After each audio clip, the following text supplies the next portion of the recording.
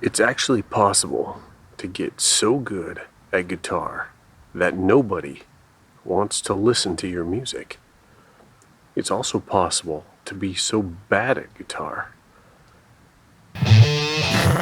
Either way, if you're really, really good or you're really, really bad, it might not work out so well for you. You know what's strange? A lot of guys who get into the really funky stuff at guitar, a lot of the songs they put out are so strange that it's hard to get into them. I think the only people that can really get into those songs are extreme weirdos. I'm a weird dude, all right? I'm not weird enough. I can't do it. I've tried to get into it. Have you ever heard the song Jake to the Bone by Toto? Yeah. Super guitar player, Lucather, Steve Lucather.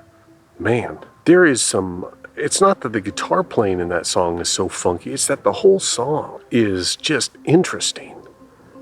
And I don't mean interesting in a, oh, that's cool, I want to hear it again sort of way. It reminded me instantly, after about a minute, of Mario Kart. It's basically Mario Kart soundtrack music. I don't know if they meant it to sound like that, but I was able to picture myself going into a power slide launching a heat-seeking shell. It's not music that you generally listen to in your car and feel good. It's music that you listen to and wonder what's going on right before you rear end somebody. And then you're ashamed. Ashamed because of all the weird stuff going on in the economy. You happen to rear end some lady in a Mercedes. Who knows how much those parts are going to cost. Her car's all banged up with that 150 grand Mercedes. You just bought it. Your insurance is going to skyrocket and all the supply chain stuff, you're probably not going to be able to drive. I don't care about your 98 Corolla. You think there should be parts for it. Good luck finding them in the junkyard. All because you were listening to Lucather. Jazz players. Man, these jazz fusion guys. I think they're in their own little world, and it's a smaller, weird little bubble than I'm in. I'm in a funky little bubble. I like the old school, hard-hitting rock and roll guitar playing stuff. And all the weird fusions, I respect it. It's impressive from a music theory point of view. But what kind of weirdos are listening to stuff for the pure music theory aspect? I know you freaks are out there. You can practice, but be careful. You get too deep in there. You go down the music theory hole. You start studying under weird professor wizards, weird formulations and weird song types. You're studying time signatures of 11 over 60 seconds. You're going to freak people out. If you're going to get deep in there, you can't do too much of it.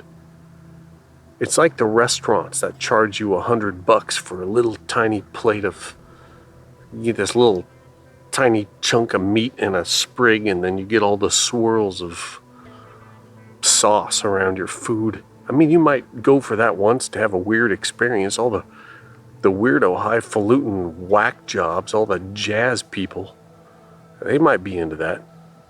Yeah, jazz weirdos. Rock and roll dudes, meanwhile, up till 2, sleeping until noon.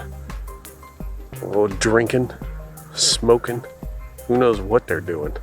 Who knows what they're smoking? Who knows what they're drinking?